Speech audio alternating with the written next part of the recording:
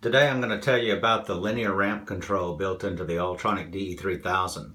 The linear ramp control is used for speed. It's set up to be an output of a 4 to 20 milliamp scale on channel A02. Now it looks at channel 1 for its input, which in this case I have set channel 1 set up as suction pressure.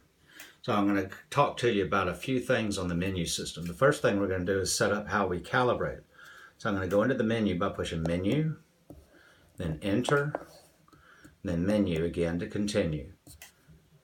Edit control values, enter, drop down one time to edit controls, enter, and now I'm at linear ramp control, so enter the last time. Here I can see I have a low variable of 10 psi-G.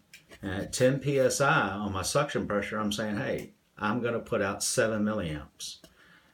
I have a high variable of 40 psi-G, and I'm saying I'm going to put out 20 milliamps.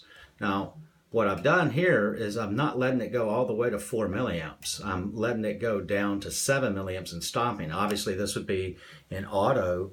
We don't want it to be able to go maybe too slow because the engine may bog down. So I've set a stop, but to adjust these, we just simply scroll through with our cursor by pushing enter, and we can change the values using the up, down, or the left, right arrow keys. So I like the way this thing's set up, but keep in mind when you're setting one up, the closer you put these two numbers, the low 10 and the high 40, the more sensitive to a pressure change your RPM output command is going to become. So I'm going to escape out of this.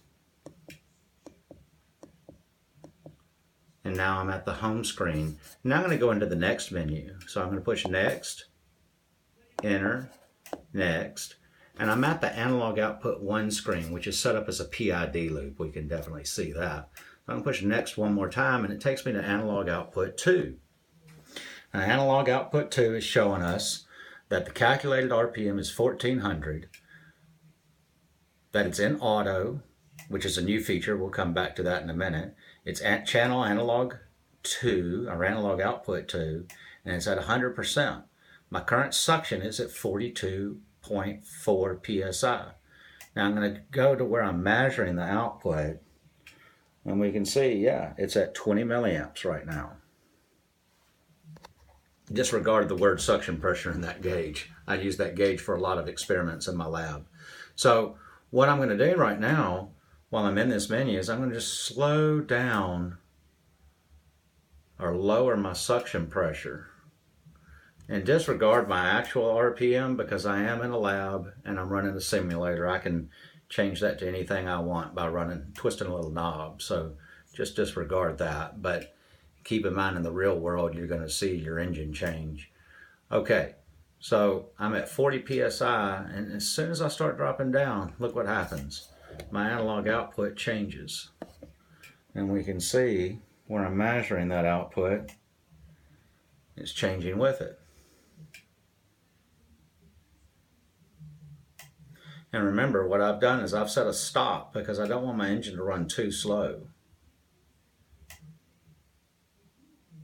So as I continue to lower my suction pressure, remember 10 is my low target, the analog output moves perfectly linear with the relation between these two target points. And this is what makes this system so great for RPM control. You can set up engines to where you have real quick swings in pressure, but nobody likes that, especially the emission techs and the EPA. Or you can set your span a little bit further by setting your low variable and your high variable further apart, and to where you almost don't even notice a change if the pressure drops just a little bit.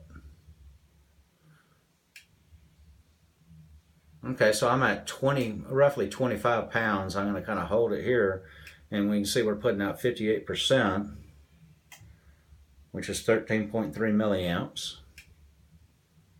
And I'm going to go on and go all the way down to 10 psi now.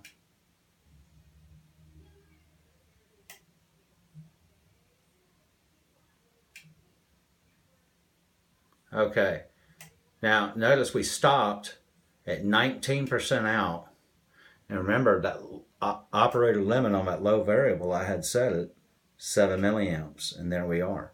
So that's a great way to limit my low RPM on my engine. So I'm going to go back into the menu real quick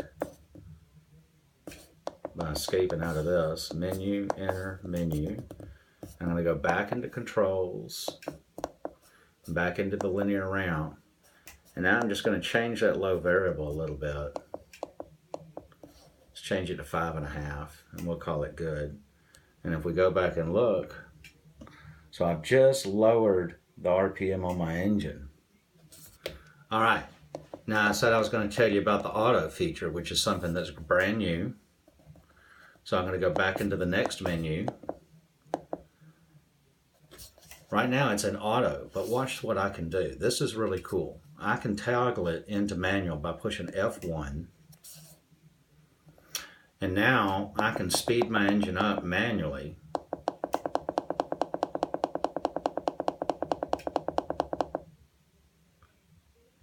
And obviously we can see the output changing.